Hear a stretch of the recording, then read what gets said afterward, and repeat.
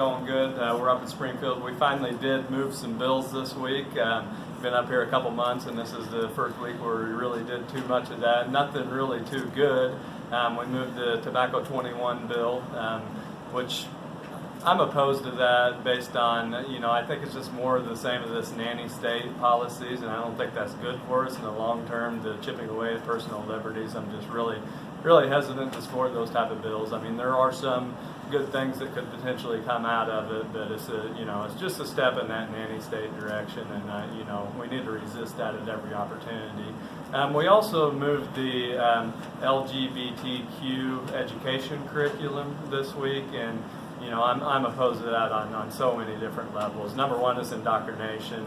Kindergartners, as young as kindergarten all the way to 12, they have no business dealing with sexual orientation in any regard. The historical perspective, people's sexual orientation should have nothing to do with how we teach people about history.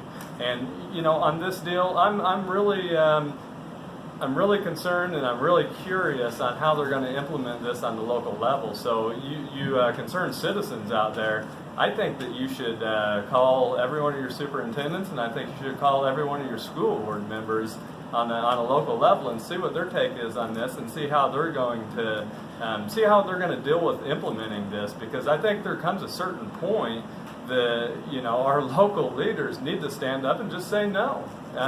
This violates our values. It has nothing to do with education, and we're just simply not going to do it. That's what I want to see here, and I think that you have every right to reach out to those folks to do that. But outside of that, what we're not doing anything of up here. We're not talking about reforms. We're not talking about things that would attract employers into this region to create jobs and actually move us forward. And we're not going to get anywhere until we start doing that kind of stuff. So there's always next week. This week, not great.